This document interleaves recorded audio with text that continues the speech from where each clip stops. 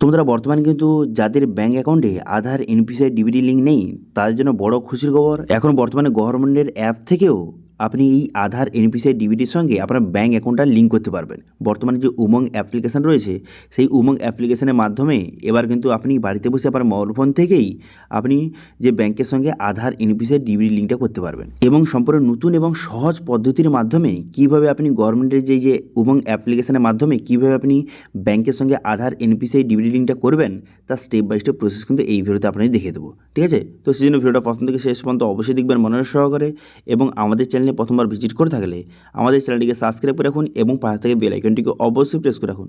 তো চলুন আজকে ভিডিওটা শুরু করা যাক। তো প্রথমত গুগল প্লে স্টোরে যাবেন, গুগল প্লে স্টোরে যাওয়ার পর তারপরে এখানে কী লিখে সার্চ করবেন, এখানে উমং লিখে সার্চ করবেন। দেখতে পাচ্ছেন এই যে উমং অ্যাপ্লিকেশনটি এটা কিন্তু ইনস্টল করে নেবেন এবং যাদের কিন্তু ইনস্টল হয়ে আছে তারা অবশ্যই আপডেটটা করে নেবেন। আপডেট এসেছে সেই জন্য আপডেটটা করে নেবেন। করে নেওয়ার পর ওপেন বাটনে ক্লিক করবেন।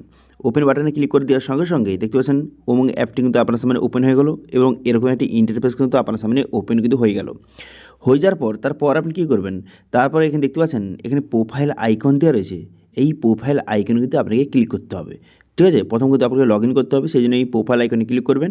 এই অপশানে ক্লিক করে দেওয়ার পর নেক্সট পেজ কিন্তু আপনার সামনে ওপেন হয়ে যাবে এবং দেখতে পাচ্ছেন যে গেট স্টার্টেড বলে একটা অপশান দেওয়া রয়েছে, এই অপশানে ক্লিক করবেন। এই অপশানে ক্লিক করে দেওয়ার পর যারা কিন্তু আগে থেকে রেজিস্টার করে রেখেছেন তারা কিন্তু এখানে মোবাইল নাম্বার বসিয়ে এমপিন বসিয়ে লগ ইনটা করে নেবেন। এবার যদি আপনি নতুন হয়ে থাকেন সেক্ষেত্রে আপনি কী করবেন, এখানে রেজিস্টার হেয়ার এই অপশানে ক্লিক করবেন। এই অপশানে ক্লিক করে দেওয়ার পর আপনার মোবাইল নাম্বার স্টেট সিলেক্ট করে কন্টিনিউ বাটনে ক্লিক করলে আপনার মোবাইল নাম্বারে ওটিপি যাবে। সেই ওটিপিটা বসিয়ে একটি এমপিন বসিয়ে আপনি কিন্তু রেজিস্ট্রেশনটা করে নেবেন। আমার অলরেডি রেজিস্ট্রেশন হয়ে আছে সেই জন্য লগ ইন করবো, সেই জন্য লগ ইন অপশানে ক্লিক করলাম। করে দেওয়ার পর এখানে মোবাইল নাম্বার এমপিন বসিয়ে লগ ইন করতে পারেন অথবা এখানে মোবাইল ওটিপি দেখতে পাচ্ছেন, এই মোবাইল ওটিপির দ্বারাও আপনি লগ ইন করতে পারেন।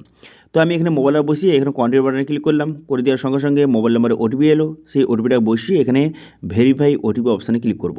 এই অপশানে ক্লিক করে দেওয়ার সঙ্গে সঙ্গে ওটিপিটা ভেরিফাই হয়ে লগ ইনটা হয়ে গেল।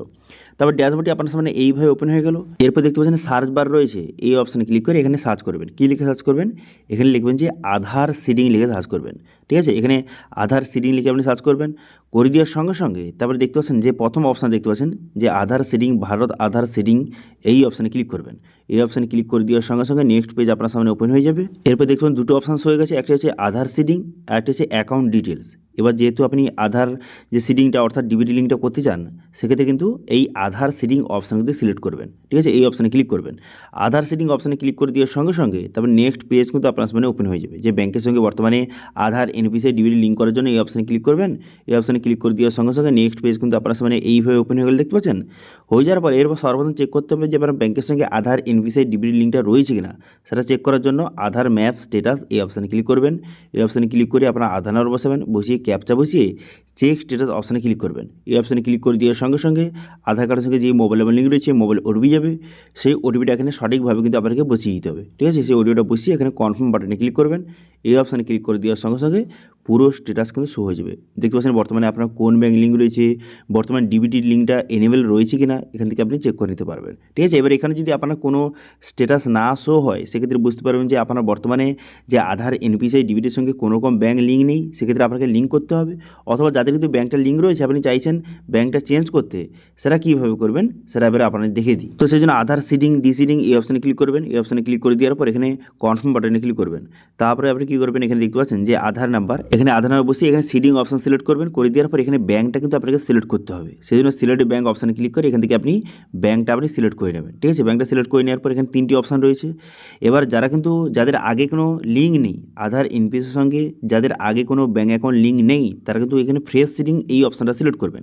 এখানে সেকেন্ড অপশানে কারা সিলেক্ট করবেন, যাদের কিন্তু যে একই ব্যাংকের দুটো অ্যাকাউন্ট রয়েছে এবং সেই ব্যাংকের একটা অ্যাকাউন্ট লিঙ্ক রয়েছে, আপনি চাইছেন সেই ব্যাংকের অন্য একটা অ্যাকাউন্ট লিঙ্ক করতে। ঠিক আছে, তো সেক্ষেত্রে এই সেকেন্ড অপশন সিলেক্ট করবেন। এবার 3 নম্বর অপশন কারা সিলেক্ট করবেন, যারা কিন্তু এক ব্যাঙ্ক থেকে অন্য ব্যাঙ্কে ট্রান্সফার করছেন তারা কিন্তু 3 নম্বর অপশনটা সিলেক্ট করবেন।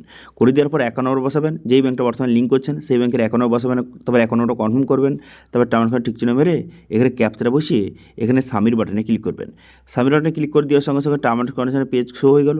এরপর আপনি কী করবেন, এখানে এগ্রি অ্যান্ড কন্টিনিউ বাটনে ক্লিক করবেন। এই অপশনে ক্লিক করে দেওয়ার সঙ্গে সঙ্গে তারপরে কিন্তু আপনার যে মোবাইল নাম্বারে একটা ওটিপি আসবে সেই ওটিপিটা বসিয়ে সাবমিট করে দেওয়ার সঙ্গে সঙ্গে তারপর দেখতে পাচ্ছেন এখানে কিন্তু বলা হয়েছে আপনি স্টেট ব্যাঙ্ক থেকে অ্যাক্সিস ব্যাঙ্কে ট্রান্সফার করছেন, সেই জন্য আপনি কী করবেন, এখানে কনফার্ম বাটনে ক্লিক করবেন।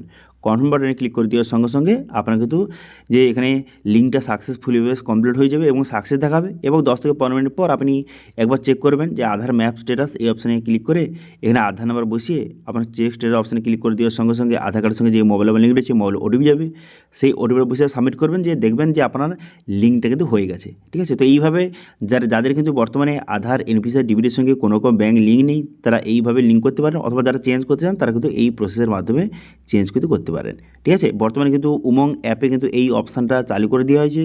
বর্তমানে যে আধার যে সিডিংটা সেটা কিন্তু উমং অ্যাপের মাধ্যমেও আপনি বাড়িতে বসেই আপনার মোবাইল ফোন থেকে কমপ্লিট করতে পারবেন। ঠিক আছে, তো এটি ছিল আজকে আপডেট। ভিডিও ভালো থাকলে ভিডিওকে লাইক করবেন এবং ভিডিও কিন্তু বন্ধুর সঙ্গে শেয়ার করে দেবেন, এবং আমাদের চ্যানেলে প্রথমবার ভিজিট করে থাকলে আমাদের চ্যানেলটিকে সাবস্ক্রাইব করে রাখুন এবং পাশে থেকে বেল আইকনটিকে অবশ্যই প্রেস করে রাখুন। আজকে ভিডিওটা এই পর্যন্ত, দেখা আছে নেক্সট ভিডিওতে। Thank you.